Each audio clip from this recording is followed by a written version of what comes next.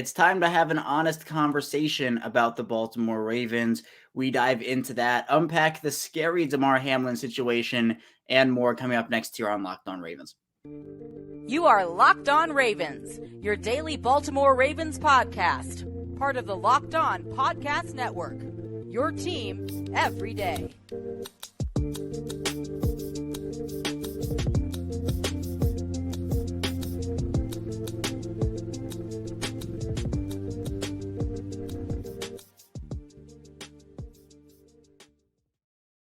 Welcome into another edition of Locked On Ravens, your daily Baltimore Ravens podcast. I am here with you, your host, Kevin Oestreicher of Ravens Wire. We're here as always on the Locked On Podcast Network, your team every day. And thank you so much for being here with us today, making us your first listen. We're free and available on all platforms, including over on YouTube. And today's episode of Locked On Ravens is presented by PrizePicks. PrizePicks is daily fantasy made easy. Pick 2 to 5 players, and if they score more or less in their PrizePicks projection, you can win up to 10 times the money on your entry. First-time users can receive 100 instant deposit match up to $100 for promo code Locked On. That's PrizePicks.com, promo code Locked On. And we are back here. It is Tuesday on Locked On Ravens, and we have a lot to talk about. We're going to have a really honest conversation about the Ravens, just where they are right now as a franchise, what their upcoming outlook is, some of the mistakes this team has gone through, some of what they've had to go through in other situations. We'll talk about the coaching staff, talk about the players. We'll get into that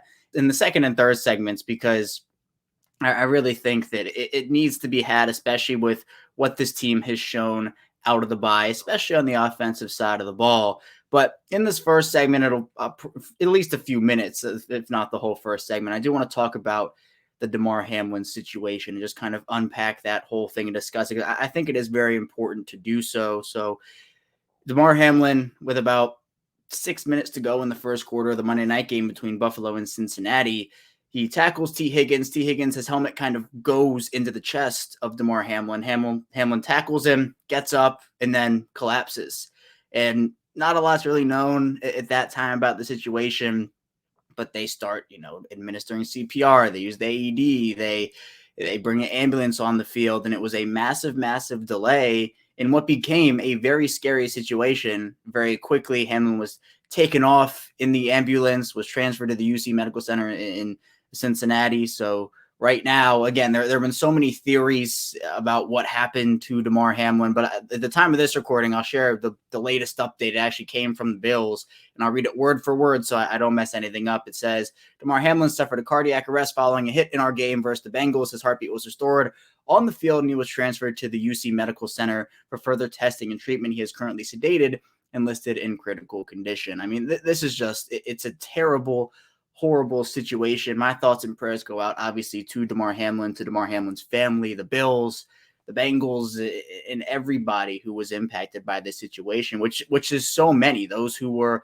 playing in the game, those who were watching the game. It was a seriously traumatic event for a lot of people. And to this scale, we haven't really seen something like this at the NFL level. And there was so much unknown at that time where obviously, if you're on that field, if you're a member of the Bills or a member of the Bengals, especially if you're Damar Hamlin's teammate, you don't know if your teammate is dead right in front of you or what's going on. And obviously Josh Allen distraught, Stephon Diggs distraught. The game was temporarily suspended. They said they're going to have 5 minutes to warm up. That there was no way in that situation that there should have been a game. And luckily the game was postponed or canceled or whatever. Nobody really knows when that game's going to be played, if it's going to be played. It honestly doesn't matter. I mean, the number one concern here is Damar Hamlin and his health. Is Damar Hamlin the person okay? There should be no discourse about seeding. For the Ravens, that game meant something. It doesn't matter. It does not matter. I'm sure there'll be plenty of time to discuss whatever the outcome of that game is, the seeding implications and whatnot, but that's not what's important in this time frame. Damar Hamlin, according to many accounts by many people who have interacted with him and who know him personally, one of the best people in the NFL, just a bright light, someone who really invested in the community. People have raised over $3 million for Damar Hamlin's cause so far. I'm sure by the time you might be listening to this, it might be more than that. It just felt like a very collective togetherness of people with thoughts and prayers for everyone impacted in that circumstance. I know there were some people who were they were bent on getting the game done. And whatever happens in that game moving forward, you have to make sure that the priority is Damar Hamlin. And it's why I personally like this. Obviously has nothing to do with the Ravens, right? I'm not trying to relate it back to anything, but it's why I personally put so much emphasis on trying to understand the people, right? The people that these players are, because these are human beings. They are just like you. They are just like me. Behind that helmet is a human. Under those shoulder pads, it is a human. I know there are people out there who have the whole mindset of, they're athletes, they're for our entertainment. That's not what it is whatsoever. And so when I have the privilege of speaking to some of these guys, sure, I ask football questions, but I also want to try to give them the floor to get to know them, right? I want to get to know them as a person. When I talk to some of these guys, it really helps me understand just, who is this guy behind the helmet? Who is that guy under the shoulder pads? And for Damar Hamlin, I think it's important to place an emphasis on him and his impact, what he has done as a actual person, because that is what he is. That is who these athletes are. And I know ESPN in this situation, they were put in a very difficult situation in terms of just what to do with the coverage. And Ryan Clark, he talked about stuff about his own personal experience with a scary situation that he was involved in. And he said something, I'm paraphrasing, but pretty much he said along the lines of, people talk about how, you would go out and you would die for this, or it's time to go to war. But in reality, that's something that can be something like this can happen. And I know for a lot of people, it's a loss for words, still wrapping their head around. If you're still wrapping your head around the situation, I understand. I'm here with you. I'm still trying to figure out. I have to sit in front of a camera and talk, and it's hard for me to kind of come up with thoughts and words, because I can't even imagine what it's like to be a member of the Bills right now and have your teammate, someone you've grown so close with, an upstanding member of your team, just be in that situation. And for these players, it can happen to anybody. And that's the scary reality of what football is, to the point where we've seen a lot. I think over the course of the NFL's history, we've seen a lot of scary injuries before. We've seen a lot of scary instances, a lot of scary situations happen. But in this one, where Damar Hamlin just he collapses, and as the Bills said, I mean, this was cardiac arrest, as they said. That is extremely scary to have happen on the field. And again, I'm not going to get into all the particulars in terms of medical things and what could have happened here until there is a actual clear indication of that's what it was. I know there are plenty of people out there talking about what they do think happened, but I think in this situation, in this circumstance, you got to continue to be thinking of Damar Hamlin. Thoughts and prayers out, of course, to him and his family.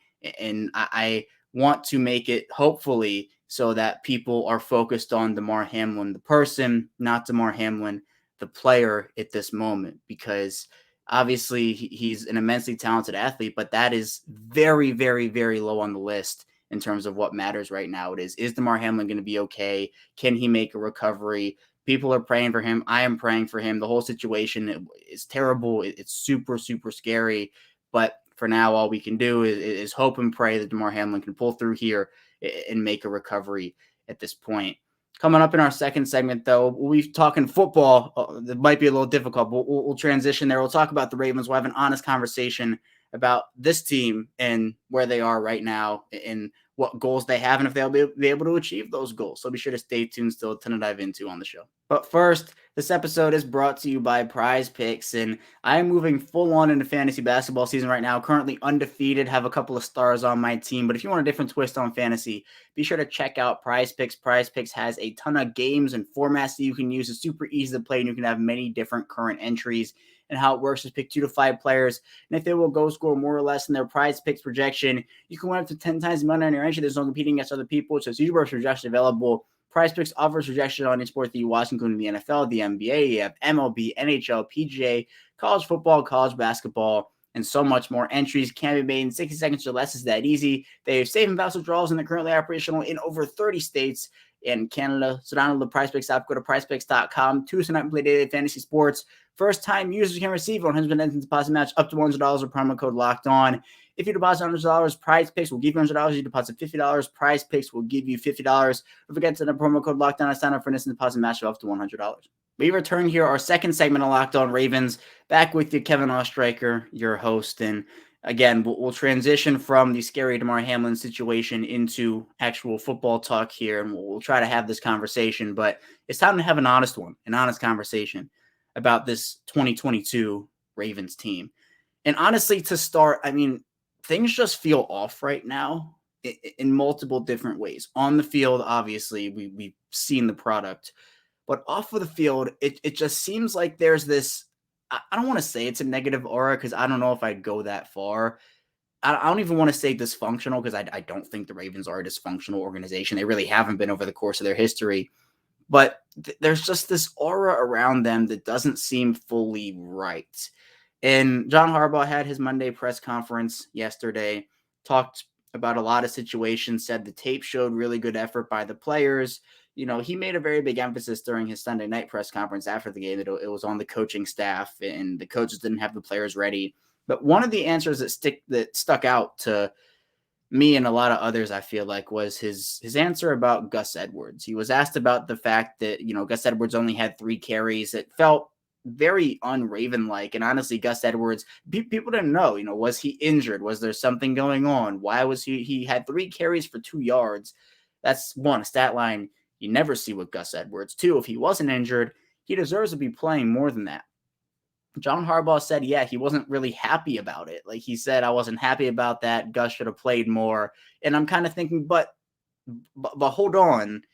Aren't you the head coach? Like, aren't you the guy that can make that decision? Is it Greg Roman? Do they have something where it's not Harbaugh who makes that call? It's Greg Roman. So if that's the case, was he taking what I think is another shot? I think we've seen Harbaugh take a couple of very subtle shots at Greg Roman over the course of these last couple of weeks. So maybe this was another one of those where Harbaugh has delegated that to Greg Roman. I don't know if that should be what's happening, if it is, but a lot of people are saying, but aren't you the guy that should be able to make that decision because you are the head coach of this football team? So if you want Gus Edwards to play, shouldn't you say, hey, we should put Gus in the game more and he should be able to go in the game? So I am very confused at that situation. But what I'm talking about with the Greg Roman shots is we had the discussion, we've had, honestly, the discussion about the play clock multiple times over the course of multiple years here. John Harbaugh, you know, at halftime said that the play clock stuff, it was a game, obviously, about a month or so ago. Play clock stuff needed to get fixed, and it got fixed at halftime, and he made those comments. He had another one about the Ravens in that Week 15 game running the ball, and that was another one where I'm thinking, that might be a shot at Greg Roman. I don't know. And then this one, if Gus Edwards and his getting on the field is the responsibility of Greg Roman, maybe there's that. Maybe there's nothing to it, right? Maybe I'm just reading into things a little too hard and I don't know. But it just seems like there is something off there, which is what is one of the reasons why my opinion, again, not a report, my opinion is that Greg Roman, barring a Super Bowl run where this team wins it or gets there, or even at the very minimum makes the AFC Championship, that's why, in my opinion, I think Greg Roman will be gone as the Ravens offensive coordinator. I think he should be gone. Again, very stale, it feels like, the relationship between those two parties, Roman and the Ravens, has become. I think the Ravens just need something new there. But John Harbaugh's not excused from all blame here. You know, and I know that he has a very good track record. I'm not trying to discount that.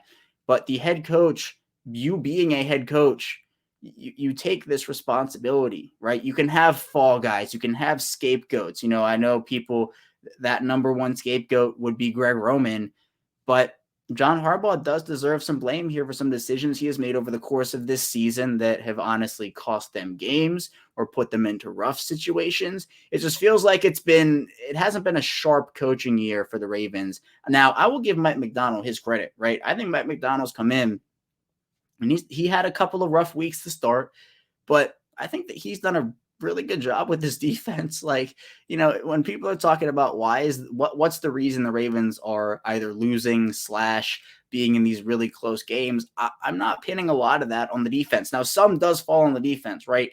Like, it's the good and the bad. So in that Pittsburgh game, the Ravens give up 198 yards rushing. It's not good. It's the defense's fault, right? You blame them for that. But at the same time, they allowed Pittsburgh to score their first touchdown with 56 seconds left in the fourth quarter. That's enough to win you the football game. That's why I put it more on the offense. Now, in terms of what the Ravens did this offseason to prepare for this year, as many others have pointed out, and myself too, I was banging on the table for the Ravens to go out there and bring in a veteran wide receiver that was had a little bit more of a track record than Demarcus Robinson. It was a little more accomplished than Demarcus Robinson, maybe a lot more accomplished than Demarcus Robinson, going out there and acquiring somebody for Lamar Jackson, that pure number one guy, or at least someone serviceable in an area where you could say, hey, this guy is a definite number two or a high-end number three guy at the very least. And the Ravens neglected the position. In fact, they traded away their number one. And I will say that Marquise Brown requested that trade. The Ravens didn't just say, hey, you know what, we're gonna get rid of Marquise Brown and that's that, whatever. Marquise Brown requested that. He requested out of Baltimore. But then the mistake, right? That happened, right? Sometimes you can't control that. He wanted out. The Ravens honored that. The mistake, in my opinion, was then not addressing it in the draft at all. And there was a run on those talented wide receivers, so maybe they thought Jamison Williams was going to drop. Maybe they thought Drake London or Garrett Wilson or whoever was going to drop. But they didn't address it at all. And then right after the draft, they didn't bring anybody in until Demarcus Robinson. And it has bitten them. I said before the year that the Ravens' worst case scenario, because they're trusting the young guys is fine in theory, but what you have is very limited room for error. In fact, you have pretty much no room for error in terms of injuries. Wherever Rashad Bateman goes down, that is disaster number one. If Devin Duvernay goes down, that just it's insult to injury. It's disaster number two. If you have both those things happen, you're in a heap of trouble. Where are we now? Where are we now? The Ravens pass offense goes through the tight ends. I understand it. Mark Andrews is one of the most talented tight ends in this league.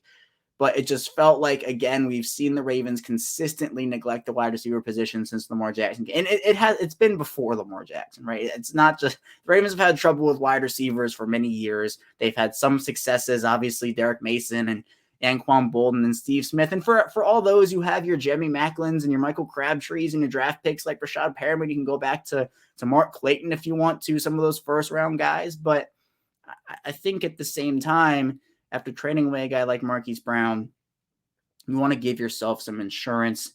And that's the situation where I think the offense has struggled. And obviously other stuff has happened too, right? Lamar Jackson got injured. That is obviously it sunk the offense a little bit, but things weren't going necessarily well when Lamar Jackson was in there out consistently outside of those first 3 weeks. So where's the consistency failing? It's the red zone offense, which has been bad all year. They've had really untimely penalties, although they have cleaned up the penalty aspect. I'll give them credit. It was worse earlier in the season, but that has been an issue. The red zone offense, though, for me is the number one thing where you're trading touchdowns for field goals way too often. It's tough to be able to go out there and say, hey, after the bye week, we're scoring 14.1 points. But your defense is only giving up 13.1, and you're still either losing these games where the defense is giving up 16 points, or you're winning these games super, super closely. We'll talk about this in the final segment, but it's not going to get the job done in the playoffs unless they run into a super cold team, which right now it seems like they are the super cold team. It seems like they're not in a rhythm, and that they have to figure it out quickly because they only have, and again, who knows when the Bengals game will be played for the Ravens, if it's scheduled for Sunday, if it moves to earlier next week, I don't know, because obviously there's a lot to sort out right now. But when that does come, the Ravens have that Week 18 game, and then it's playoff time. Then you got to go. And I've mentioned it on yesterday's show, my point about complacency. That is something you cannot have in this organization, but it feels like we've gotten that a little bit over the course of these past couple of years. And look, the Ravens are a well-run organization. I'm not trying to just get on here and just say, well, this is a terrible organization, because they're not. They're a good organization. They know they're one of the best run organizations in this league, both from a football perspective, from a personal perspective in terms of community, on and off the field. The Ravens do it right. But I think that you can argue, and this is something we'll talk about in the offseason, that while the consistent regular season winning is great, right? That is one thing that, you have to win in the regular season to get to the playoffs. But this team has not made the AFC Championship game since they won the Super Bowl back in that 2012-2013 season. The Ravens have goals, but you have to achieve those goals. And since that season, they have been very few and far in between in terms of achieving those. Because everybody remembers the 14-2 regular season, right? That was awesome. It was an amazing ride. That 2019 season, it was really fun. It was historic. But then the thud they went out with in the playoffs was extremely disappointing to a Tennessee team that I do think they could have beaten. And you can talk about, the Mark Andrews injury and that early interception, or the Mark Ingram injury and how that impacted the game. But in 2020, they actually get the win. They win a playoff game, but then they lose to Buffalo in a disappointing effort and very high wins. Also, I will say 2021 was a wash. It was a wash because of injuries. But this 2022 season, for a team that came in with such high aspirations, injuries have been a factor, but they're not nearly as bad as they were last year. You can use them as an excuse to an extent, but I'm not using them as an excuse this year. I think there's been a lack of execution consistently. There's been a lack of coaching staff execution consistently, right? You have to have both things clicking, especially in the playoffs. And right now, who knows if that's going to be the case. So coming up in the final segment, we'll be talking a bit about the Ravens and the whole playoff situation for them, how far they can go. We'll talk about the pretender and contender conversation. So be sure to stay tuned. So a ton to dive into on Locked On Ravens.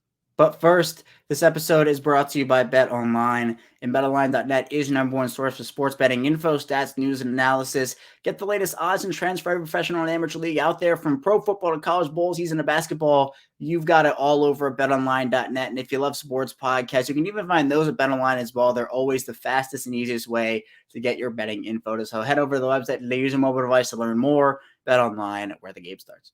We've returned here, our final segment of Locked On Ravens. Kevin Oestreicher still here with you, having an honest conversation about just what this Ravens team is, where they are right now. And I know for a lot of people, it's been disappointing coming out of the bye week again for a team that we talked so much. And I said this yesterday, how easy their schedule was, right? The thing is, the Ravens aren't going to be, no offense to these teams, but they're not going to be facing the Carolinas and the Atlantas and the Denvers and the Clevelands and those teams in the playoffs. That's not who you're getting, right? You're getting the Buffaloes, the Kansas Cities, the Cincinnatis, the Jacksonvilles, whoever that is, the Chargers. You're getting really talented teams. And while it's any given Sunday, and look, the Browns gave it to the Ravens in week 15. The Browns won that game. So credit to Cleveland for doing that. But I thought that this was going to be a stretch for the Ravens where they were going to be able to cut for how the Ravens entered their bye week, for what they did in the second half against Tampa in prime time in week 8. And then in week 9, they were able to have that wire-to-wire complete win. The offense just has not been up to par. And again, defensively, this has been a top rush unit. This has been a top red zone unit.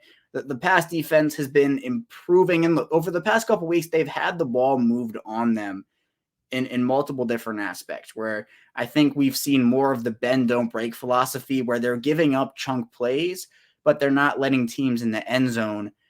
The Ravens, though, they have to have their offense take advantage of that instead of these 3-and-out situations. I mean, Justice Hill returns the ball to what? Like the Pittsburgh 40-yard line on an electric return in the fourth quarter. Baltimore gets -2 yards on the next 3 plays, and that's to punt it away. You have to take advantage of that, especially when we're talking about actual playoffs. The Ravens, they're an underdog mentality type team, I feel like, where they've had, ever since 2019, they've had the target on their back as a team that, with Lamar Jackson there, this team can explode on offense. I know that the defensive units have been, they've been inconsistent in some aspects. We're obviously going through a new shift defensively with Don Martindale versus Mike McDonald. But I think ever since 2019, teams have put the target on the Ravens' back in terms of saying, yeah, This offense, they can throw you for a loop. They can put a 30 burger on you, a 40 burger on you, but we just haven't seen that consistently from them really since the end of that 2020 season, when they were running teams off the field, when they averaged like 200 yards a game rushing in their last 4 games. Maybe I'm exaggerating, but felt like it based on what they were doing then. We haven't seen that consistency. It still doesn't feel, it feels like the Ravens have an identity. It doesn't feel like they're totally 100% committed to that identity, where they're a running football team. That's okay that they're a running football team. They're really good at it, but you also have to have passing aspects in there. But you're not, this offense is not built to throw the ball 30 times a game, 35 times a game. So you should be able to run the ball. And when you have a guy like J.K. Dobbins consistently averaging 5, 7, 9 yards a carry, you can feed into that. And in the playoffs, you can ground and pound teams and win games. But you have to have a competent passing attack to do so. And the passing attack has not looked competent over these last couple of months or so. They have struggled in multiple aspects. In Pittsburgh, or against Pittsburgh in week 17, I really liked the Tyler Huntley to Mark Andrews connection. I thought that was really, really good. Mark Andrews, 100 yards on 9 receptions. That's what you want to see. But there wasn't really anybody else getting involved. Isaiah Likely was the next closest guy, 3 receptions for 12 yards. So come playoff time, teams are going to try to and look, Mark Andrews is good enough to where he can still get open when getting bracket covered and double covered and whatever. But teams are going to try everything in their power to try to take away Mark Andrews in that passing game and say, beat us somewhere else. Beat us with Isaiah Likely. Beat us with Sammy Watkins. Beat us with DeMarcus Robinson, Deshaun Jackson. They're going to make the Ravens do that, or at least that's what they should do.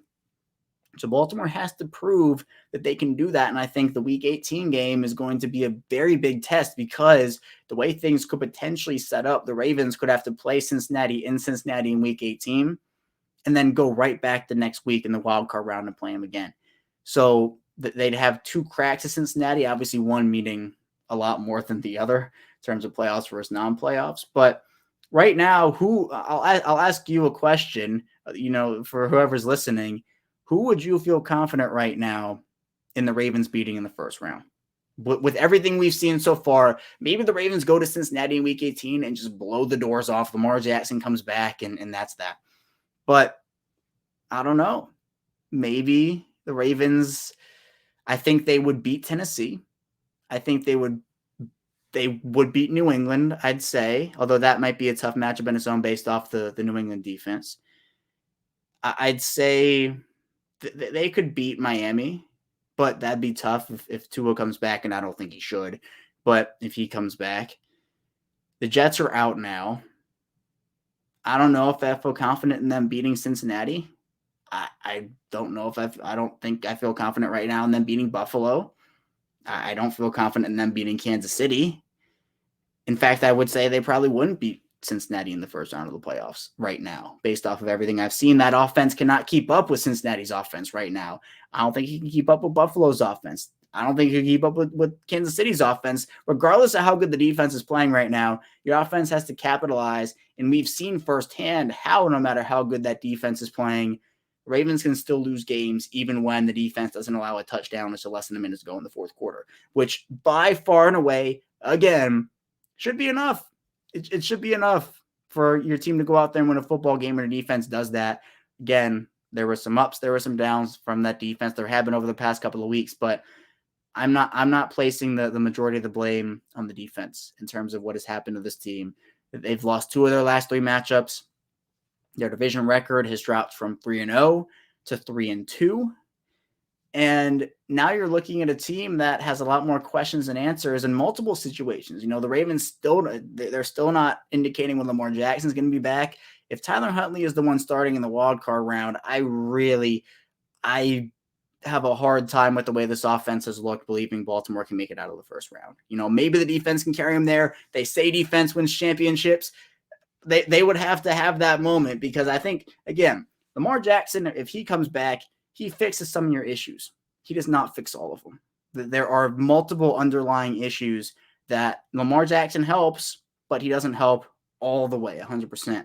Lamar Jackson can win you games, but you have to overcome the other issues as well. It's the same thing with firing Greg Roman, and we're not going to have that conversation again. But if the Ravens were to move on from Greg Roman, I'm sure it would solve some issues, but again, it wouldn't solve everything. So the offense has to figure it out quickly. Kevin Zeitler said the team will feels like this game will be the Ravens coming to Jesus moment. They better hope Jesus comes down there and blesses them or gives them a talking to or whatever it may be, gives them something to go out there right now, because I think the defense for the most part has been doing their job. The offense has to follow up, and you can, injuries, execution, coaching, off-season stuff. There's a lot that goes into this team right now, but I will end and say that something just feels off with them right now. I don't know what it is, but it doesn't feel like other teams that I've seen over the course of the last couple of years, where I think the vibes were really high going into the season, right? Like, I feel like even with the Lamar contract situation, the vibes were still high going into the year, but the vibes just they don't seem to be there, and they don't seem to be very good right now, and that's not good. I feel like you have to have good vibes as a team. I take a lot. People value it differently. I value it pretty highly in terms of what it is, but the vibes just don't feel good right now. It feels like John Harbaugh's been very uptight, especially lately. And it's very stressful, right? It's very stressful, especially for what Baltimore's going through. But it just feels like he has been, especially in pressers, a little more stressed out than usual. So we'll see. And actually, I will actually end with this.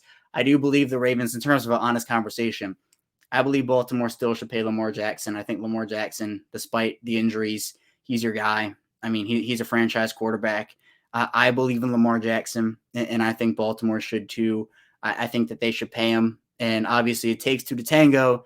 I know that there's been plenty of questions about have the Ravens supplied Lamar Jackson with enough over the course of his tenure there so far, wide receiver wise. I lean no, but I still think that at the end of the day, Lamar Jackson is the heart and soul of this team. So whenever having a conversation about the Ravens and everything that we talked about, I do think that Lamar Jackson hopefully should be a Raven for a very long time, and hopefully that partnership will continue for a very long time. But that's all I have for you here today on Locked On Ravens. Thank you so much for tuning in with us today. And again, thoughts and prayers out to Damar Hamlin, hoping he's able to pull through and have a speedy recovery. Coming up tomorrow, we'll be continuing talking about this Ravens team, so be sure to stay tuned for that. And I will see you right back here tomorrow.